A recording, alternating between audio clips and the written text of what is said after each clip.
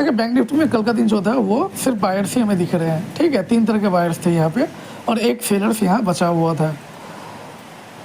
तो प्लान अपना क्या होना चाहिए था, यहाँ 3 बायर्स है, प्लान जो अपना था वो मार्केट के साथ जाने का था। अगर मार्केट थोड़ा सा गैप अप ओपन होता तो या फिर थोड़ा गैप डाउन भी ओपन होता तो मार्केट कहीं ना कहीं थोड़ा नीचे आके फिर ऊपर जाता। तो गैप अप गैप डाउन के केस में अपना बाइंग का ही प्लान था, मतलब हम लोग मार्केट के साथ ही जाना चाहते थे क्योंकि पिछला दिन मार्केट बुलिश था। तो ट्रेंड क्या है कि अपना दोस्त होता है, तो हम लोग ट्रेंड के साथ ही जाना चाह रहे थे। खैर आज गैप अप तो ओपन हुआ मार्केट, लेकिन काफ़ी बड़ा बेयरिश कैंडल बना है। अब ये बेयरिश कैंडल बना क्यों रहा था, देखिए बेयरिश कैंडल यहाँ बना तो ये सेलर्स तो कहीं ना कहीं निकल चुके हैं, ठीक है। अब मार्केट नीचे आ रहा है तो ये कहीं ना कहीं ये बायर्स को डराया जा रहा है, तो ये बायर्स से डर के यहाँ कहीं निकल चुके होंगे। ये हम लोग कैसे पता करेंगे कहाँ निकले हैं ये लोग, थोड़ा हम लोग फिबोनाची टूल का यूज़ कर लेंगे। तो ये 61% यहाँ कहीं ये बायर्स जो है वो निकल चुके होंगे, लेकिन मार्केट उसके बाद में रेड कैंडल बना कर नीचे आ रहा था। तो मार्केट सिंपल सा बात है, ये बायर्स को निकालने के लिए, ये जो बायर्स हैं इनको निकालने के लिए नीचे आ रहा होगा और कहीं ना 61% से ये भी टूट के नीचे आ चुका था। तो हम लोग थोड़ा सा क्या करेंगे, थोड़ा सा हम लोग नीचे का बायर्स को भी और देख लेंगे। देखो वीक को कभी कभार आप एडजस्ट कर सकते हो, ठीक है। तो मैंने आज वीक को छोड़ दिया, यहाँ से मैंने फिबोनाची टूल बनाया, यहाँ से वो परफेक्ट आ रहा था, ठीक है। ये आपको थोड़ा सा एडजस्ट करना पड़ेगा। परफेक्ट आ रहा था मतलब ये जो है 61% बिल्कुल टच करके ग्रीन कैंडल बनाया था, ठीक है। अब आपका ट्रेड जो है वो यहीं पर होना चाहिए था क्योंकि एक बड़ा फिबोनाची रेंज बना हुआ है, ठीक है। 56,177 से लेके 55,436, तो काफ़ी बड़ा फिबो रेंज था।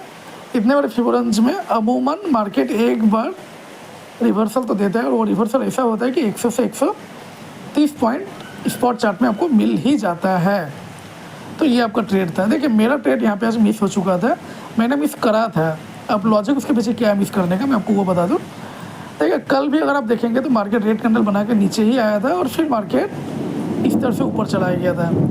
सो आज जो मैं उम्मीद कर रहा था वो ये कर रहा था कि आज मार्केट सेम चीज़ को रिपीट नहीं करेगा। मार्केट अगर नीचे आ रहा है इस तरह से तो फिर वो डायरेक्टली ऊपर नहीं जाएगा कल की तरह, ठीक है। तो मैं थोड़ा सा इंतज़ार कर रहा था कि मार्केट ये थोड़ा ऊपर जाएगा और फिर थोड़ा नीचे आएगा, इनको हटाएगा, ये जो बायर्स लोग हैं इनको हटाएगा और फिर यहाँ कोई ग्रीन कैंडल बनाएगा तो मैं उसमें एंट्री करूँगा, लेकिन ऐसा कुछ हुआ नहीं आज। तो खैर कोई दिक्कत वाली बात नहीं है, क्योंकि फिर तो क्या होता कि आपको प्रॉफिट तो मिल गया होता, लेकिन ट्रेड जो था वो फिर डिसिप्लिन के अनुसार ठीक नहीं होता। देखिए सेम पैटर्न बना हुआ था, ये कल देख सकते हो आप, गिरने के बाद ऊपर उठा था, आज भी वही चीज़ हुआ है, ठीक है। हालांकि ऐसा हमेशा होता नहीं है, इसीलिए मैं यहाँ थोड़ा वेट कर रहा था और मुझे लग रहा था कि मार्केट ऊपर जाके थोड़ा नीचे आएगा और आने के बाद फिर ऊपर जाएगा।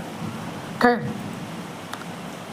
आगे चलेंगे और देख लेंगे कि और क्या हो सकता था। देखिए आगे यही हो सकता था कि सेलिंग का एक अच्छा सेटअप आज बना था और वो सेटअप आपका बनता 10:34 पर रिट्रेसमेंट के टाइम, ठीक है। ट्रेड एजेंट को आसानी से 1:2 स्क्रीनशॉट मिल गया हुआ था। ये पैटर्न कल बना था, लेकिन कल जो था वो फेलियर था। फेलियर मतलब यहाँ अगर किसी ने सेल करा होगा तो उनको कल लॉस देखना पड़ा होगा। तो आज यही सेलर्स अगर यहाँ सेल करे होंगे तो फिर इनको आज प्रॉफिट देखने को मिला है। चलिए चलेंगे निफ्टी में। निफ्टी में भी सेम पैटर्न ही क्रिएट हुआ था,